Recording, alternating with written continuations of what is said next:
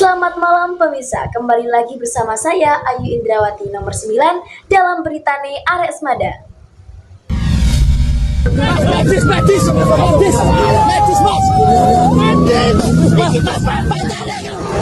Belakangan ini demonstrasi marak terjadi di berbagai kota. Apakah demo-demo ini hanya sekedar luapan politik? Atau jangan-jangan akarnya jauh lebih dalam daripada itu? Demonstrasi bukan sekedar urusan politik. Pemirsa, mari kita lihat lebih dekat. Indonesia menghadapi gelombang aksi protes yang belum pernah sebesar ini. Demo terjadi di beberapa hari terakhir, pemirsa menyaksikan ribuan orang turun ke jalan menuntut agar pemerintah meninjau kembali kebijakannya. Di permukaan, mungkin ini terlihat seperti protes politik biasa. Namun, jika kita kupas satu persatu, tuntutan-tuntutan tersebut berkaitan erat dengan ekonomi.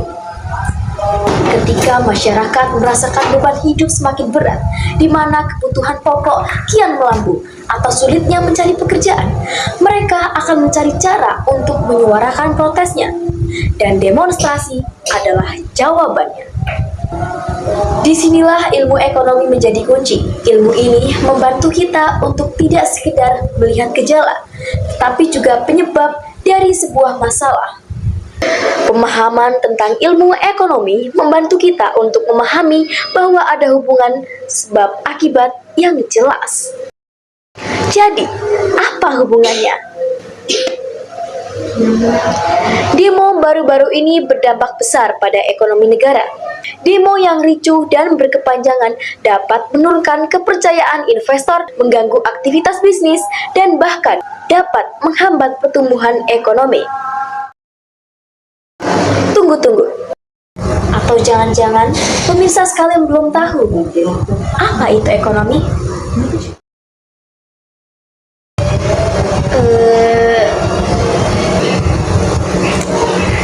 Baiklah pemirsa, saya akan menjelaskan apa itu ekonomi. Tetapi sebelum itu, kita ganti suara dulu ya teman-teman. Kita sembari baca buku hasil pelajaran saya ya. Oke, mari kita bahas. Oke teman-teman, saya akan menjelaskan ilmu ekonomi menurut pemahaman saya setelah belajar dengan Bu Aini. Sebelum masuk ke penjelasan, saya akan membagi beberapa sesi untuk memudahkan kita dalam memahami ekonomi. Saya punya 6 sesi. Yang pertama, sejarah, pengertian, prinsip termasuk skala, dan motif, jenis barang, serta biaya peluang. Oke teman-teman, kita bahas sejarah terlebih dahulu. Ilmu ekonomi pertama kali diperkenalkan oleh Xenophon, filsuf asal Yunani. Pada zaman itu, Xenophon memandangnya sebagai aturan dan cara pengelolaan ladang. Nah teman-teman, jadi yang pertama kali mencetuskan Aekonomikos adalah Xenophon. Aikos berarti rumah tangga atau keluarga, sedangkan nomo adalah aturan atau hukum. Jadi, jika digabung artinya adalah aturan hukum kodrat untuk menetapkan rumah tangga yang baik. Nah, pada masa itu terdapat 3 tahap perkembangan. Yang pertama adalah berburu. Nah, berburu digunakan untuk manusia memenuhi kebutuhannya. Yang kedua ada bercocok tanam. Dari sinilah muncul sistem barter, yaitu tukar-menukar barang.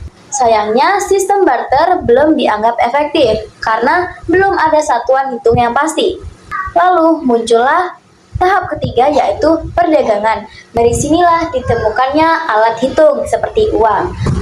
Hal ini bisa terjadi karena manusia adalah makhluk ekonomis, yaitu Homo economicus. Manusia akan selalu mencari cara untuk memenuhi kebutuhannya. Teman-teman, meskipun Xenophon adalah pencetus utama ekonomi, namun bapak ilmu ekonomi adalah Adam Smith, seorang filsuf asal Skotlandia. Adam Smith menjelaskan pemikirannya dalam buku The Wealth of Nation. Adam Smith menjelaskan prinsip-prinsip dasar ekonomi yang kita kenal sampai sekarang. Salah satu konsepnya yang paling terkenal adalah tangan tak terlihat atau invisible hand tahun 1776. Apa sih isi dari invisible hand? Secara tidak langsung, manusia akan menciptakan keseimbangan dan perekonomian masyarakat, meskipun tidak ada campur tangan dari pemerintah. Nah, itu adalah isi pikiran dari Adam Smith. Namun, teori ini tidak selalu berhasil saat terjadi krisis ekonomi seperti depresi besar pada tahun 1920-an. Pasar terbukti tidak bisa menyelesaikan masalahnya sendiri.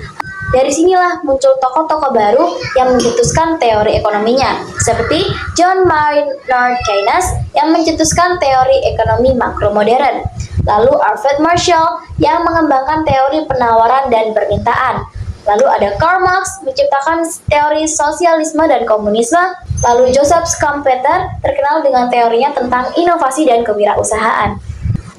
Oke teman-teman, sesi sejarah sudah selesai. Mari kita masuk ke pengertian ekonomi. Inti masalah dari ekonomi adalah kebutuhan manusia yang tidak terbatas. Alat pemuas kebutuhan yang terbatas menyebabkan kelangkaan atau scarcity, mengharuskan manusia make a choice atau membuat tindakan.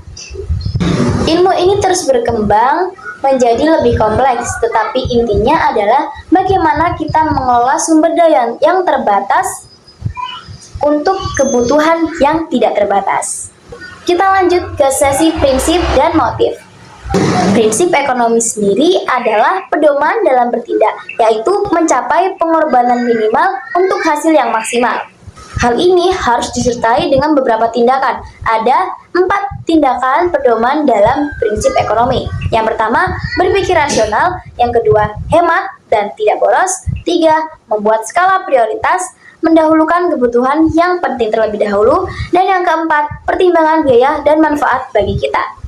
Prinsip sendiri dilakukan karena adanya motif atau dorongan ekonomi. Nah, kita masuk ke motif ekonomi. Motif-motif ekonomi ada banyak teman-teman. Yang pertama, 1. Memenuhi kebutuhan dan meningkatkan taraf hidup. Yang kedua, mendapatkan keuntungan. Yang 3. Mendapatkan penghargaan atau dihormati. 4. Memperoleh kekuasaan. 5. Motif sosial. Nah, motif sosial itu gimana sih? Jadi, motif sosial seperti contohnya, membeli barang karena kasihan walaupun kita tidak begitu membutuhkannya. Motif sendiri terbagi menjadi 2, yaitu intrinsik dan ekstrinsik. Intrinsik dari kemauan diri sendiri, sedangkan ekstrinsik karena dorongan dari orang lain. Motif sendiri memiliki beberapa contoh teman-teman, yaitu ada 3. Konsumen, seperti kita mencari diskon di dalam supermarket. Yang kedua, produsen mencari bahan semurah-murahnya untuk mendapat keuntungan yang maksimal. Yang ketiga, distributor, yaitu mencari lajur yang paling cepat, murah, dan dengan kapasitas yang besar. Lalu, apa sih hubungan antara prinsip dan motif? Gampangnya seperti ini teman-teman. Motif adalah mengapa kita bertindak, sedangkan prinsip adalah bagaimana kita bertindak. Saya ada beberapa kutipan nih teman-teman dari Paul pada 1970, yaitu ilmu ekonomi adalah studi tentang pilihan individu untuk memakai uangnya atau tidak.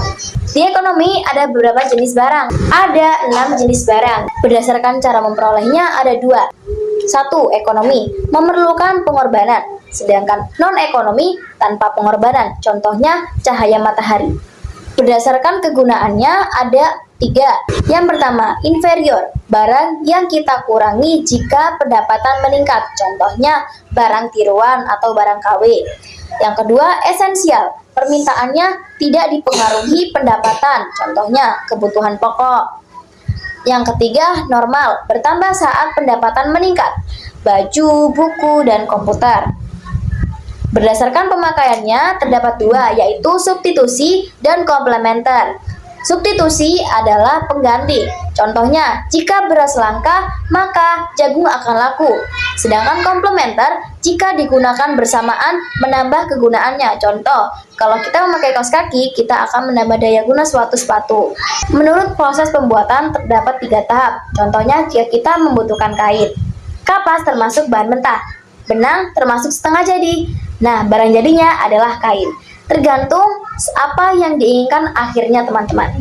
Lalu ada bentuk dan sifatnya terbagi menjadi dua, yaitu tetap dan tahan lama. Contohnya tanah, bangunan, dan mesin. Yang kedua bergerak, tetap dan masa pakai pendek. Contohnya bahan bakar dan sayuran. Bidang-bidang ilmu ekonomi memiliki 3 cabang utama yang saling berkaitan. Yang pertama ada ekonomi deskriptif. Cabang ini bertugas untuk mengumpulkan data dan fakta tentang fenomena ekonomi. Contohnya adalah data tentang jumlah pengangguran di suatu kota atau harga barang di pasar. Yang kedua ada ekonomi teori. Bagian ini menjelaskan hubungan antara variabel ekonomi dan membuat model untuk memprediksi suatu fenomena. Ini terbagi lagi menjadi ekonomi makro dan mikro. Ekonomi makro adalah studi ekonomi dalam skala besar seperti pertumbuhan ekonomi suatu negara. Sedangkan ekonomi mikro adalah studi ekonomi dalam skala kecil seperti perilaku konsumen atau produsen saja. Yang ketiga ada ekonomi terapan. Ini adalah penerapan teori ekonomi untuk menyelesaikan masalah nyata. Contohnya adalah membuat kebijakan pemerintah untuk mengatasi inflasi atau mengembangkan program untuk mengurangi kemiskinan. Ekonomi juga memiliki jenis-jenis kebutuhan. Ada beberapa, saya akan sebutkan ya.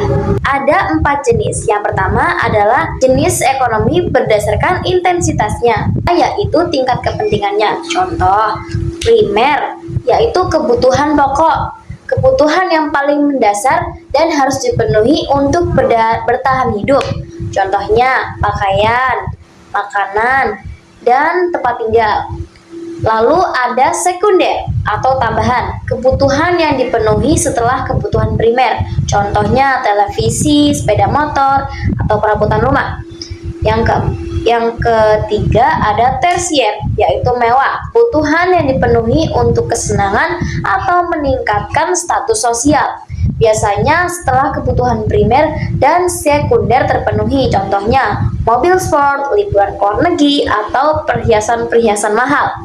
Lalu berdasarkan sifatnya terbagi menjadi 2, yaitu jasmani, kebutuhan yang berhubungan dengan fisik atau raga, contohnya makanan, minuman, olahraga, gitu-gitu. Lalu ada juga berdasarkan rohani, kebutuhan yang berhubungan dengan jiwa atau mental, contohnya ibadah, rekreasi, liburan, mendengarkan musik-musik santai, dan sebagainya.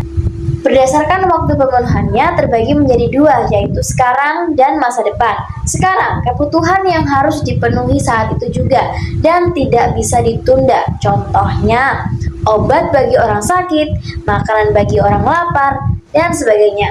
Lalu, jika masa depan atau future adalah kebutuhan yang harus dipenuhi di kemudian hari atau sebagai persiapan. Contoh, menabung untuk pendidikan anak atau membeli asuransi kesehatan. Lalu yang keempat berdasarkan subjek dan konsumennya, yaitu individu, pribadi. Kebutuhan hanya untuk satu orang. Contohnya, seorang siswa membutuhkan buku pelajaran atau seorang guru membutuhkan spidol.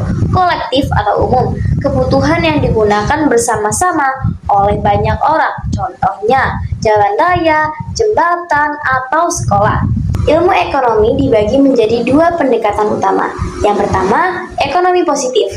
Fokus menjelaskan apa yang terjadi dan mengapa terjadi berdasarkan fakta dan data. Pertanyaannya, contoh, bagaimana harga bisa naik dan turun? Karakteristiknya, tidak menilai apakah suatu kondisi baik atau buruk, adil atau tidak. Sedangkan ekonomi normatif fokus memberi saran dan mempertimbangkan nilai tentang bagaimana seharusnya suatu kebijakan ekonomi dilakukan. Pertanyaannya, contoh, haruskah pemerintah menaikkan upah minimum? Karakteristiknya mempertimbangkan etika dan keadilan. Ekonomi normatif menawarkan panduan untuk mencapai keseimbangan yang diinginkan, sedangkan ekonomi positif hanya sekedar menanyakan mengapa suatu peristiwa bisa terjadi. Nah, teman-teman, untuk menerapkan prinsip-prinsip ekonomi, kita butuh skala prioritas. Nah, skala prioritas ada faktornya, ada 4. Yang pertama adalah tingkat urgensi. Yang kedua, waktu, kapan dibutuhkannya. Yang ketiga, kemampuan diri, apakah dayamu cukup untuk memenuhi kebutuhan tersebut. Yang keempat, pertimbangan masa depan. Skala prioritas memiliki struktur untuk cara menyusunnya. Ada 4. Yang pertama, buat daftar kebutuhan terlebih dahulu, semuanya dari yang terpenting hingga tidak penting. Kedua, kelompokkan berdasarkan urgensi. Ada 4 pembagian. Yang pertama, penting dan mendesak, harus segera dipenuhi. Yang kedua, penting dan tidak mendesak, penting tapi bisa ditunda. Yang ketiga, tidak penting tapi mendesak. Yang keempat, tidak penting dan tidak mendesak. Lalu yang ketiga, berikan peringkat, yang paling penting paling atas. Nah, yang keempat, tindak lanjut atau laksanakan skala prioritas yang sudah kamu buat. Yang terakhir, sesi ke-6 yaitu biaya peluang.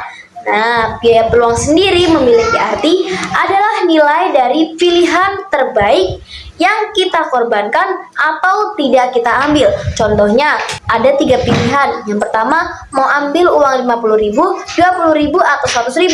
Kalau kamu ambil 100.000, maka biaya peluang adalah 50.000. Nah, teman-teman, cukup sekian dari penjelasan saya. Itu tadi adalah beberapa pelajaran yang saya pahami dan saya cermati selama pembelajaran ekonomi bersama Bu Aini. Terima kasih. Wassalamualaikum warahmatullahi wabarakatuh.